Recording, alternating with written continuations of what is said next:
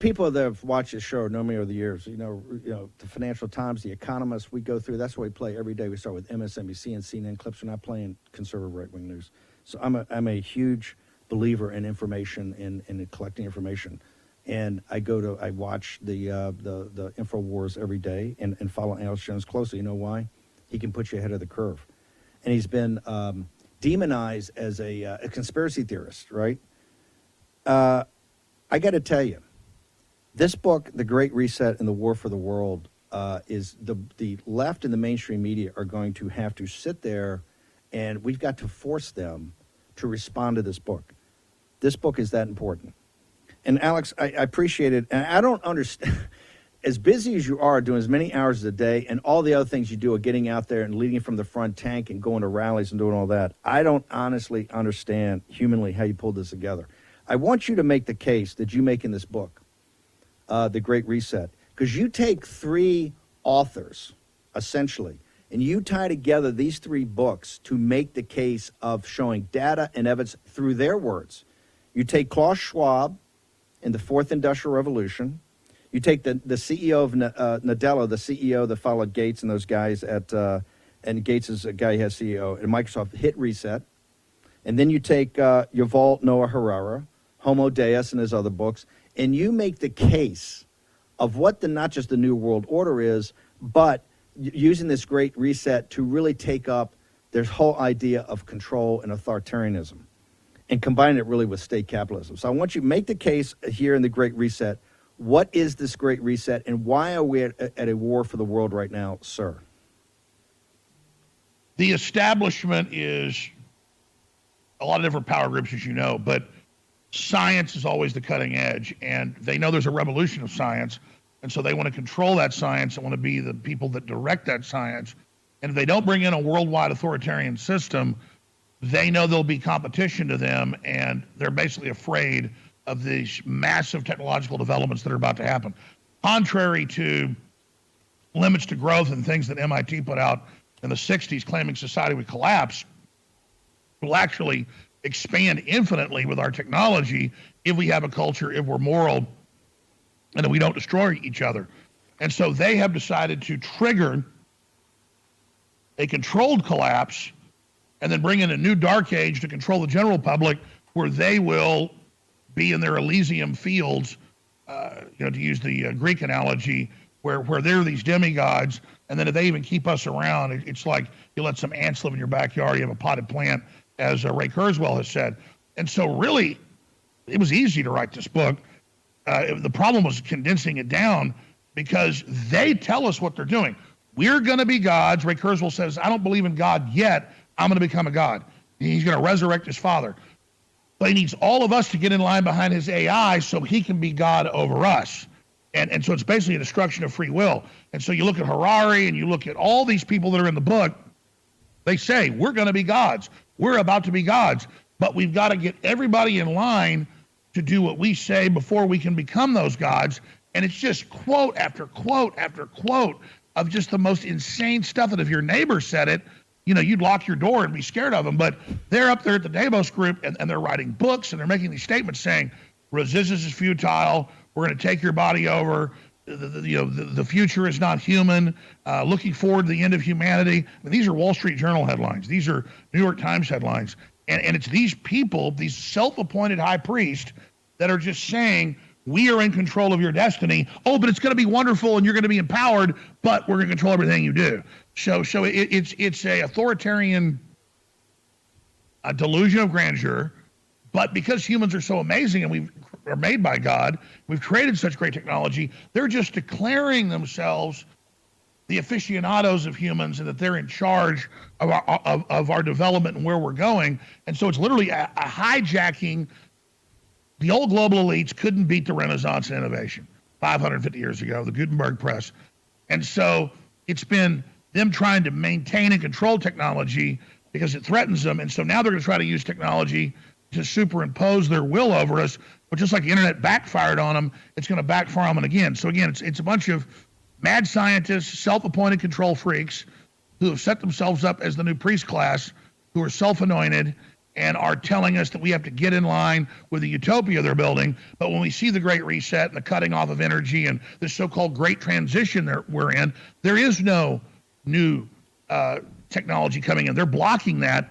And so really they're just imploding things under the cloud and pivot model so that they can get that control over us. Walk me through Klaus Schwab. How did you've been at this now for 20 or 30 years. You've been focused on this, what you call the New World Order. Tell us about how does a guy like Klaus Schwab come up and take this conference started in Davos and let this be kind of the governing or the governor mechanism of all this? How did he pull this off? Because you start off by his fourth industrial revolution. Tell us about Schwab. How did he pull it off in Davos? And what's important about his book, The Fourth Industrial Revolution? Wow, that's huge. Klaus Schwab and his family go back being technocrats, going back into World War II on the bad guy side. And he was a protege of Henry Kissinger and that whole OSS CIA Atlantic Alliance. And so the Bilderberg Group, set up in Oosterbeek, Holland in 1954, was an alliance of the old European elite and the Anglo-American establishment, the British Empire and the U.S., and was a consortium meeting on trying to create consensus within the elites. And then once they had that by the 70s, and the Trilateral Commission was set up by David Rockefeller and Jimmy Carter, once they kind of had that order set up, then they said, okay, we've got to take this Royal Roundtable International Organization, Royal Institute of International Affairs is the British model of it, CFR is the U.S. model. We've got to now take that to the state and to the county and to the city and to the ecumenical and the educational systems and really put that program in. And as Klaus Schwab says, we penetrates the cabinets, we control half the governments, you will eat the bugs. And so he is really the press secretary of this. And they then used the, quote, World Economic Forum with massive money and private jets and all the things that come with that, the big dinners and the other things that you get when you go, the sex operatives, all of it. And they just roped in all the best talent and all the best people from every level, media, academia, business, government, and just brought them all in since the 80s, really, at a fast pace, until they have their mafia or their cult of corporate power, really fascism, the merger of government and corporations over the public. But then they use communism and socialism as the operating system for the general masses, just like China is communist, but it's really rich oligarchs. And, you know, Obama, before he left office, gave speeches in South America saying, listen, we need a mix of communism and capitalism. Like one country's communist, the other is capitalist, but those are the feudal slaves under communism. And then you have the, quote, capitalist system extracting it, but it's not really capitalist. It's a fascist, crony capitalist, authoritarian system over it. And so Klaus Schwab is the mouthpiece of these organizations and groups, and they create the press releases, the operational memorandums that then get sent out to Australia, and New Zealand, and Germany, and France, and the U.S. and Canada, and, you know, over 100 countries who all now, the politicians speak in one unified voice. Why we've seen those composite videos where one person says, build back better, great reset, transition, and then it's another one, and all of a sudden there's 100 screens in 100 languages all saying, we're doing this. And then when we go, hey, we don't want our energy cut off, you don't even have a replacement, they go, oh no, that's a conspiracy theory, or oh, Putin did that, that's why your gas prices are up, or the local gas station. But then out of the other side of their mouth, they say, no, this is good. You need pain, Buttigieg has said, and Granholm and all of them. We're doing this in a transition, but it's not a transition into a better Star Trek civilization. It's a transition into a new feudalist state, literally cutting off the energy to make everybody poor and dumb down, feudalism 2.0. And so that's what the Great Reset is. That's what Klaus Schwab is. That's what this professor of medieval studies, Harari, is. None of those are his ideas. That's all been said by the Club of Rome. It's all been said by the Bilderberg Group. It's all been said by Limits to Growth. It's all been said by the population bomb. It's all been said in eco-science, written in the 70s by the man that later became Obama's, science czar. And when you read this stuff, if you just sit back and look at it, you go, this is the closest thing to Hitler I've ever seen. This is like Hitler 5.0. This is like Hitler Buck Rogers level with what they're saying. And they're just in this huge revolution against choice and free will and normal technological development and adoption of technology that empowers humanity. Instead, they want adoption of technology, forced adoption, world IDs, global social credit scores, carbon taxes that dominate and monitor every facet of our lives.